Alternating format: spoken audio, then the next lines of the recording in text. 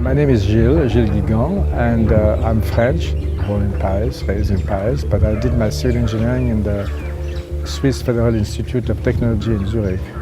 Immediately after, I decided to travel, and that's how I discovered India and Auroville.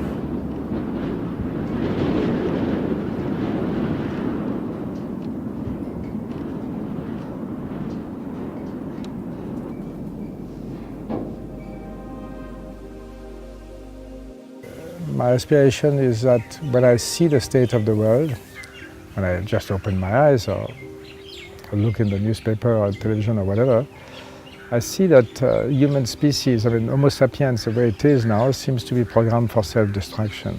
You know, looking at what we are doing to our planet, and also to our brothers and sisters, look at what's happening in various parts of the world, we really seem to be programmed for self-destruction. I want to be rather part of the solution rather than from the problem. That's my natural tendency. And unfortunately, so many sages have said the only way to change the world is to change yourself. I would prefer if I didn't have to change, that everybody else would change, but it doesn't work like that. So now if you want to change yourself, you better be, whatever you want to do in life, you better be surrounded by people who are like-minded. You know, who have the same aspiration, because then it stimulates you, everything stimulates you. So what I believe Auroville is, it's a place for three simultaneous transformations, that of the individuals, that of our society, and that of our physical environment. And in every way we have to create more harmony. Mother says it differently, because she doesn't say way of thinking, she speaks of consciousness, and she says the condition in which people live anywhere in the world depends on their state of consciousness. And to want to change the conditions without changing the consciousness is a vain chimera. So it's all about be the change you want to see in others, and basically change your consciousness. And that is, of course, also easier said than done. So it takes quite some time.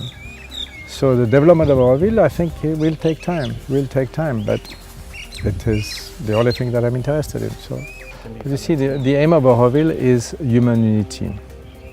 Okay, the Charter speaks of that, says for a living embodiment of an actual human unity. If you identify with your soul, which is the divine, if I identify with my soul, then we are one in the divine. There is no other way to achieve human unity. You know, of course, it's better if we hug or whatever than if we punch each other, but it won't do it. It is really a very deep inner feeling that, you know, it's only this veil of consciousness which makes us feel that we are not one. Because we are one from the beginning, whether it was a big bang or I don't know what, but there was only one thing at the beginning. There is only one thing, the divine. You know, Indians greet you like that because you are God, you are the divine. There is nothing else. The Creator and His creation are only one thing. So this is the adventure of Auroville, the simultaneous transformation of the individual, their society and their physical environment. Nice program. You won't find this anywhere else in the world. You know, when you ask any Aurovillian, please, can you tell us who are your leaders, we want to meet them, our answer is always the same. Please, if you meet them, we also would like to meet them. If you find them, we also would like to meet them. Yeah.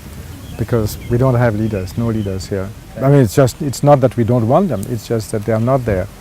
You see, some people think there should be no hierarchy in Auroville. They are wrong. Mother spoke about a natural hierarchy where people, because of their qualities, etc., their sense of responsibility, etc., commitment, will lead. There are three main programs, basically, we could say. It's a program of education, economic program, and a program of organization or governance. But Mother said it's more organizing than governing. The design, it's all these things.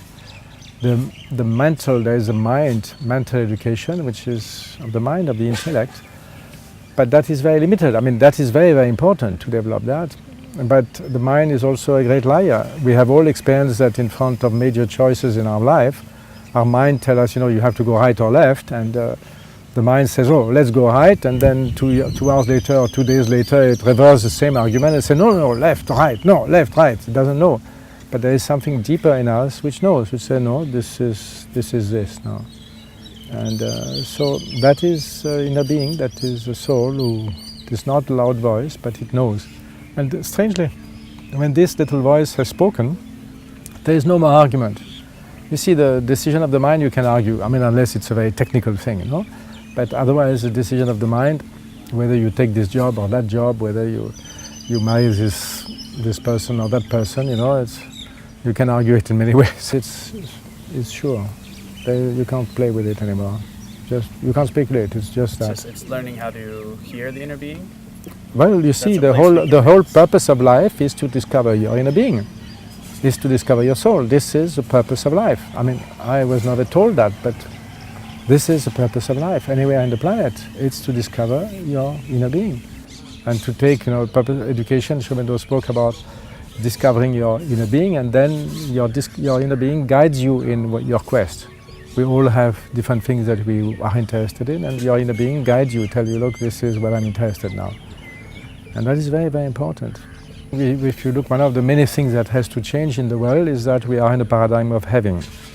You know, you don't have a Rolex, you don't have a Ferrari, but you're a loser, man. You know, it's about being. You know, as long as we are in a paradigm of having, and you can see all the advertisement, all the attitude of people is have. Well, you know, in having we are all competitors. If you have something, others don't have it. You know, and so we are all competitors with having. Yeah. But being, if you become your beautiful self, it's, you know, it doesn't cast a shadow on me. It encourages me to be my beautiful self. If this guy can do it, why not? There's no scarcity in being. No. So it is one of the main things, one of the main shifts. And you can see when you see the West, when you see all these incredible wells that there is, supermarket and elsewhere, and also people are not very happy, you know. So there is something completely missing, because, and you see people in the village here, maybe they are very poor, but they have a big smile, no?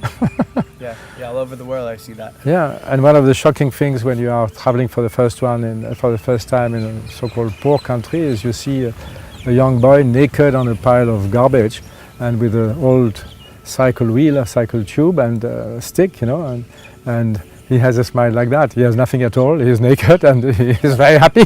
Yeah.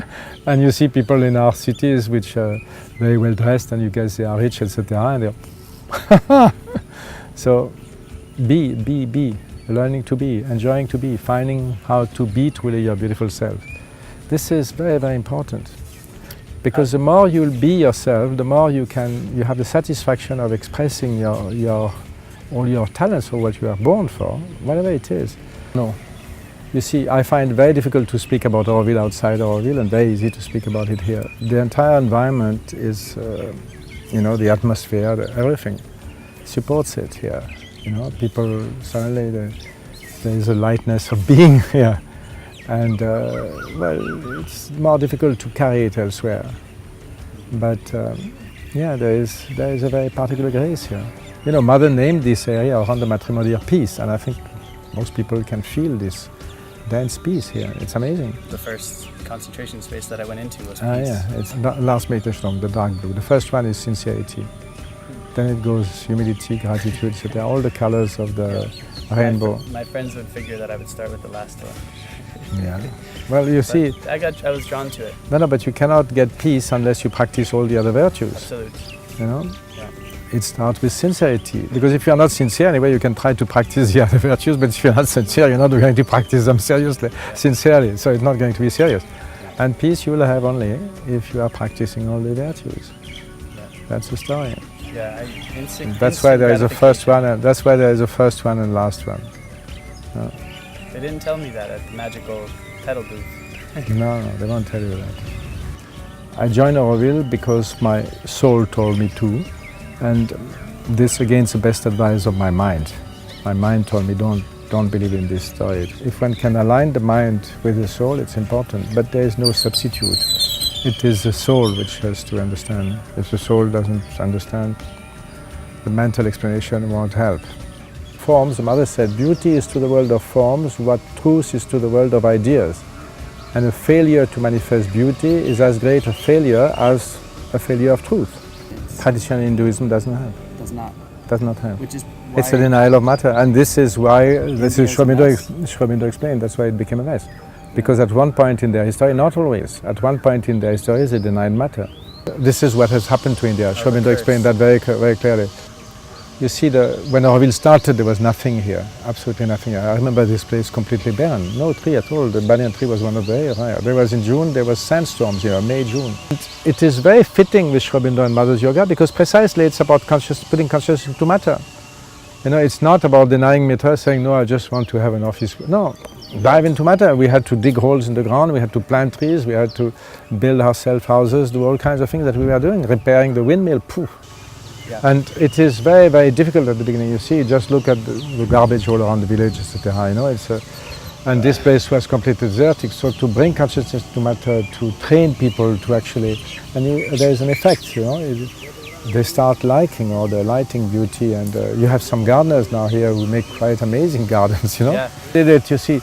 I mean, I told you there were sandstorms here. I remember in May, June, days there were sandstorms here, and very strong. You know, and all the topsoil will fly to the sea. Sea will be red, and when there was rain, all the topsoil will rush to the sea. The sea will be again red. Yeah. You know, sea, red sea. You know, and so now it's not like that because we have done so many bunds everywhere that a lot of water doesn't go to the sea anymore, and the wind doesn't take the topsoil anymore. So we have regenerated the area. But basically at the beginning, you know, when people started to live here, they started planting huts. There was nothing. I lived 8 years in huts here. And you needed shade. It's too hot. You know, just we told the tree to... So if there was no shade, you bake here. Yeah. So they started planting trees just because they wanted shade. As simple as that. Really? Yeah. Yes. You know, it's unbearable otherwise. And then, of course, cows and goats said, good, somebody is coming to plant something for us. So you had to protect them.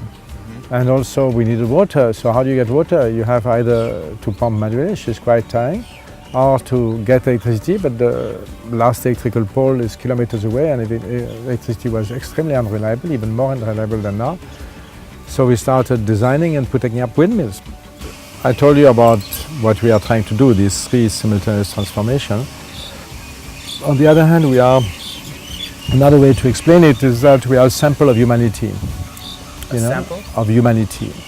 You know, there are people from almost every Indian state, even every Indian religion, every Indian caste, etc. is here. Yeah. And we are also from 55 different countries of the world.